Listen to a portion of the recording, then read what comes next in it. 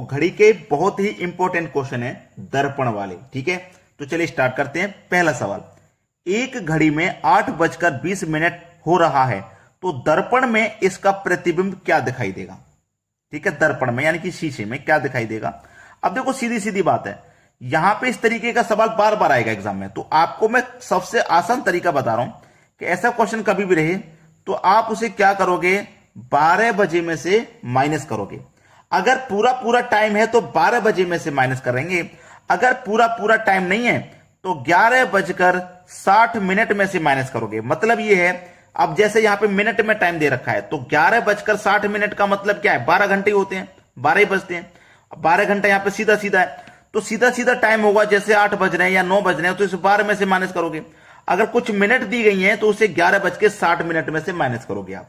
ठीक है, चलिए यहां पे 8:20 हो रहा है, 8:20 हो रहा है, तो ये मिनट वाला है ना, तो इसको 11:60 में से आप माइनस करोगे। 11:60 में से आप इसको माइनस करोगे और आपका आंसर आ जाएगा। देखो 60 में से 20 जाएगा तो सीधा सीधा 40 बचेगा, और 11 में से 8 जाएगा तो सीधा सीधा 3 बचेगा। तो दर्पण में जो इसका प्रतिबिंब दिखाई देगा वो 3:40 होगा। यह है आपके सवाल का बिल्कुल सही जवाब, 3:40। बी ऑप्शन हो गया आपके प्रश्न का बिल्कुल सही जवाब। क्लियर हो गया ना सभी को। चलिए अब देखते हैं अगला सवाल। अगला प्रश्न है, एक घड़ी में 10 बज रहा है तो दर्पण में इसका प्रतिबिंब क्या दिखाई देगा। देखो मैंने आपको क्या बताया था कि एक तो हम माइनस करेंगे पूरे 12 में से, 12 बज रहे हैं, और मिनट अगर दे रखी है तो 11:60 में से हम उसको माइनस करेंगे। लेकिन हमारे पास यहां जो टाइम दे रखा है वो दे रखा है 10 बजे का, पूरा पूरा टाइम 10 बजे का, कोई भी मिनट नहीं है। कोई भी मिनट नहीं है ना, तो सीधा सीधा 12 बजे में से इसको माइनस कर दो, सीधा सीधा 12 बजे में से माइनस कर दो। ठीक है, 12 बजे में से माइनस कर दो तो 12 में से 10 जाएगा तो 2 बजेगा, सीधा सीधा। ये आपका आंसर हो गया। बताइए कोई भी बच्चा ऐसा हो जो इन सवालों को नहीं कर पाएगा। अब मुझे मालूम है आपके दिमाग में एक कंफ्यूजन है, वो कंफ्यूजन क्या है वो भी क्लियर हो जाएगा। वो कंफ्यूजन क्या है वो भी नेक्स्ट क्वेश्चन में क्लियर हो जाएगा। मुझे मालूम है आपके दिमाग में क्या कंफ्यूजन चल रहा है। चलिए अब देखते हैं आगे। अगला प्रश्न है, एक घड़ी में 2:20 हो रहा है तो इसका जल प्रतिबिंब क्या होगा। मैंने बोला था ना कि आपके दिमाग में जो कंफ्यूजन है वो नेक्स्ट क्वेश्चन में क्लियर हो जाएगा, क्योंकि आपने पहले क्या देखा, आपने देखा दर्पण, आप सीख चुके हैं दर्पण। अगर दर्पण वाला है तो उसे आप क्या करोगे, या तो 12 बजे में से माइनस करोगे या फिर 11:60 में से माइनस करोगे, अगर दर्पण वाला प्रश्न है तो। लेकिन अब प्रश्न क्या आ गया, अब आ गया जल प्रतिबिंब वाला। अब जल प्रतिबिंब वाला क्वेश्चन आ गया है, तो जल प्रतिबिंब के लिए मैं आपको अच्छे से क्लियर करा दूंगा, यहां पे पूरा वीडियो देख लीजिए आप। चलिए प्रश्न में क्या बोला है, 2:20 हो रहा है। कितना हो रहा है, 2:20 हो रहा है। क्या करेंगे भाई, 2:20 हो रहा है, क्या करें, कुछ समझ में नहीं आ रहा। तो हम समझाएंगे आपको जल प्रतिबिंब में क्या करना है। या तो आप 6:30 में से माइनस करेंगे, या फिर 18:30 में से आप इसको माइनस करोगे। ठीक है, अगर इससे ऊपर टाइम जाता है तो उसे आप 23:60 में से माइनस करोगे, या फिर 24 घंटे में से माइनस करोगे, सीधा सीधा। ठीक है, अगर सीधा सीधा टाइम है तो 24 घंटे में से, अगर मिनट में दे रखा है तो 23 घंटे 60 मिनट में से। लेकिन जब तक टाइम 6 से नीचे है तो इसमें से माइनस करना है। ठीक है, 18 से नीचे है तो इसमें से माइनस करना है, इससे ऊपर जाएगा तब इसमें से करना है। चलो 2:20 हो रहा है ना, तो 6:30 में से ये माइनस हो जाएगा, 6:30 में से माइनस हो जाएगा, तो 30 में से 20 जाएगा, 10 बचेगा, और 6 में से 2 जाएगा, 4 बचेगा। आंसर आ गया 4:10 का, जो कि पहले ही ऑप्शन है। अगर इससे ऊपर हो, 6 से ऊपर हो, 18 के नीचे हो तो इसमें से माइनस कर देना, 18 से ऊपर हो तो फिर इसमें से माइनस होगा। सवाल क्लियर है ना। चलो अब देखते हैं अगला सवाल। अगला प्रश्न है, एक घड़ी में 12:20 हो रहा है तो इसका जल प्रतिबिंब क्या होगा। अब देखो 6 से ऊपर है, पहले मैंने आपको क्या बताया कि आप 6:30 में से माइनस करेंगे, अगर इससे ऊपर है टाइम तो 18:30 में से माइनस करेंगे, यही तो बताया मैंने। ठीक है, अब देखो 6 से ऊपर है ना, तो इसमें से माइनस करेंगे आप। ये बात क्लियर हो गई। चलो 12:20 हो रहा है, 12:20 हो रहा है तो इसमें से माइनस करेंगे, यानी कि 18:30 में से आप इसको माइनस कर दीजिए, माइनस कर दो। 30 में से 20 जाएगा तो 10 बचेगा, और 18 में से 12 जाएगा तो 6 बचेगा। तो जो समय रहेगा ना जल प्रतिबिंब में, जो समय दिखाएगा वो 6:10 का दिखाएगा, जो कि हमारे पहले ऑप्शन में है। क्लियर है ना। और इससे ऊपर अगर टाइम रहे तो मिनट में रहे तो 23:60 में से माइनस करेंगे, और सीधा सीधा घंटे में रहे तो 24 घंटे में से सीधा सीधा माइनस करेंगे। बात क्लियर है ना। चलिए अब देखते हैं आगे। अगला प्रश्न है, एक घड़ी 1 बजे 1 बार, 2 बजे 2 बार, 3 बजे 3 बार बजती है, तो 24 घंटे में कितनी बार बजेगी? भाई घड़ी में 12 घंटे ही होते हैं। सबसे जरूरी बात तो यह है कि घड़ी में 12 घंटे होते हैं। ठीक है, तो चलिए 24 घंटे में पूछा ना, तो सबसे पहले हमें 12 घंटे का निकालना होगा, क्योंकि 1 घंटे में 1 बार, 2 घंटे में 2 बार, ऐसे 10 घंटे में 10 बार, 11 घंटे में 11 बार, 12 घंटे में 12 बार बजेगी। 12 से ऊपर टाइम नहीं होता कि 13 घंटे में 13 बार, 14 घंटे में 14 बार, ऐसे तो नहीं बच सकती ना। 12 घंटे तक ही बजेगी वो। 12 के बाद फिर से 1 से रिपीट होगी 12 तक।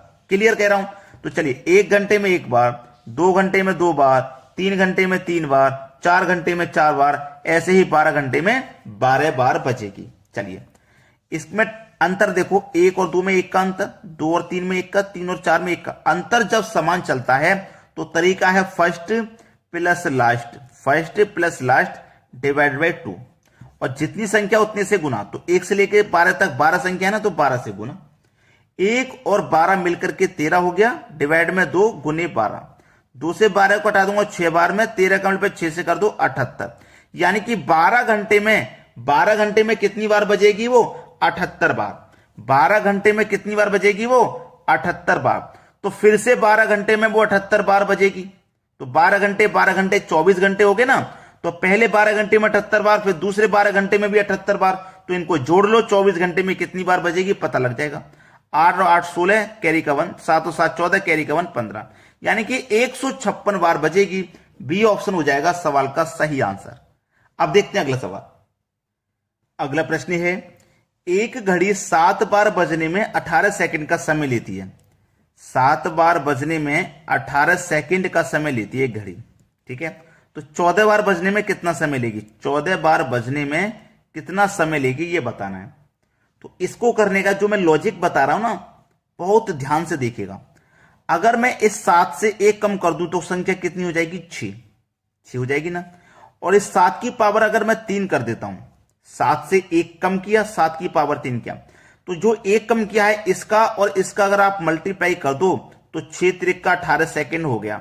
इस तरीके से ये समय निकलता है। बिल्कुल उसी तरीके से यहां पे भी 1 कम कर दो, तो 14 से 1 कम कर दूंगा 13 हो जाएगा, और इसकी पावर 3 कर दूंगा, और बिल्कुल सेम ऐसे ही मल्टीप्लाई में कर दूंगा तो 13 त्रिक का समय हो जाएगा 39 सेकंड का।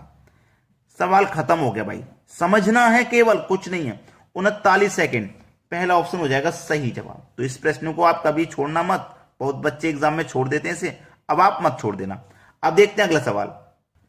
अगला प्रश्न है, 4 एवं 5 बजे के बीच घड़ी की दोनों सुइयां कब आपस में मिलेंगी? 4 और 5 बजे के बीच।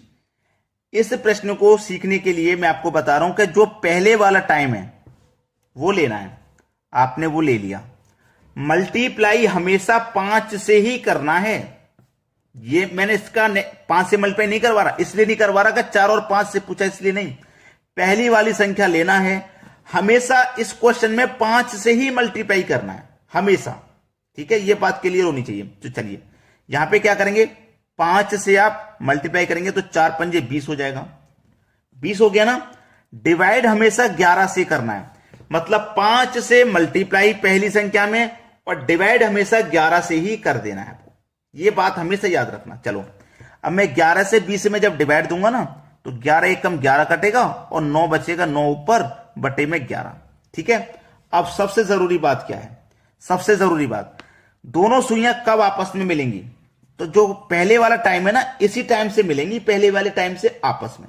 ठीक है, पहले वाला टाइम 4 रखना है, 20 में जोड़ देना 1 को तो 21 हो जाएगा, ऊपर 9 है बटे में 11। ये आपके सवाल का आंसर है। नहीं समझ में आया ना, एक बार में से फिर से समझाऊंगा। जो पहले वाला टाइम है उसका मल्टीप्लाई हमेशा 5 से कर देना है, मल्टीप्लाई 5 से कर देना है, और 11 से हमेशा डिवाइड। जो मल्टीप्लाई आया है उसमें हमेशा 11 से डिवाइड। जब 11 से डिवाइड कर दोगे एक बार में जाएगा, 9 बचेगा ऊपर, 11 से नीचे। ठीक है, पहले वाले टाइम से मिलेगी सुई हमेशा। पहले वाला टाइम लिख लो 4, 20 में जोड़ देना इस एक को तो 21 हो जाएगा, 21 पूर्णांक 9/11। समझ में आया ना। एक और क्वेश्चन है सेम ऐसा, जिससे कि सारा डाउट क्लियर हो जाएगा, आप अपने आप कर दोगे। चलिए अब देखते हैं अगला प्रश्न।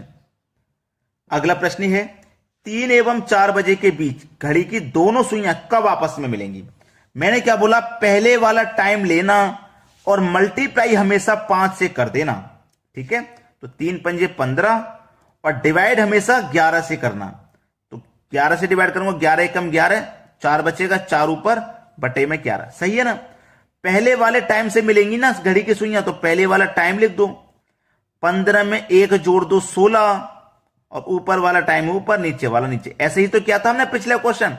अब जिसको थोड़ा सा भी डाउट होगा ना, तो वो अब समझ में आ गया होगा। 3:16 देखो किस में, 3:16 इसमें भी, 3:16 इसमें भी, 4/11, 4/11, मतलब बी ऑप्शन हो गया सही जवाब। समझ में आ गया ना सभी को। चलिए अब देखेंगे अगला प्रश्न। अगला प्रश्न है 1 एवं 2 बजे के बीच घड़ी की दोनों सुइयां कब आपस में मिलेंगी। ये क्वेश्चन सिखाना बहुत जरूरी था आपके लिए। अभी जो सीखते हुए आ रहे हैं वही तो है। पहले वाला टाइम लेना, 1 मल्टीप्लाई हमेशा 5 से कर देना, तो 1 का 5 से करेंगे 5, और डिवाइड हमेशा 11 से कर देना। यही तो मैंने आपको बताया है। अब 11 से फिर इसमें मैं डिवाइड दूंगा तो डिवाइड जाएगा ही नहीं। पिछले 2 क्वेश्चन हमने ऐसे देखे जिसमें डिवाइड जा रहा था एक बार, लेकिन यहां तो डिवाइड ही नहीं जा रहा। जा रहा है क्या डिवाइड? डिवाइड नहीं जा रहा। जब डिवाइड नहीं जा रहा तो मैंने क्या बताया, पहले वाले टाइम से घड़ी की सुई मिलेगी आपस में, पहले वाले टाइम से। पहले वाला टाइम 1 है, तो हम क्या करते थे, एक बार जो समय चला जाता था ना यहां पे, उसका और ये वाली संख्या को हम जोड़ दिया करते थे, है ना। तो यहां पे कोई संख्या है क्या? नहीं है। जब कोई संख्या नहीं है तो मैं इस 5 को ही यहां लिख दूंगा। मैं क्या करूंगा, इस 5 को यहां लिख दूंगा, और ये 5/11 यहां पे हो जाएगा। ठीक है, तो 5.5/11 यहां इससे इस संख्या में जब मैं डिवाइड देता हूं, एक बार चला जाएगा तो एक बार लिखूंगा, 2 बार चला जाएगा तो 2 बार। लेकिन यहां डिवाइड देने के लिए कुछ नहीं है। जब कुछ नहीं है तो इस संख्या को ही मैं यहां लिख लूंगा, है ना। अगर कोई संख्या जब होती है तो उसको मैं जोड़ लेता हूं ना, 5 में ये वाली संख्या जोड़ लूंगा, फिर इस संख्या को ही लिखूंगा। लेकिन जब डिवाइड देने के लिए कुछ है ही नहीं, डिवाइड जाएगा ही नहीं, तो इसी 5 को यहां लिख देना है और 5/11 लिख देना। बस ये आपका आंसर हो गया। किस ऑप्शन में? चेक कर लो, डी ऑप्शन में।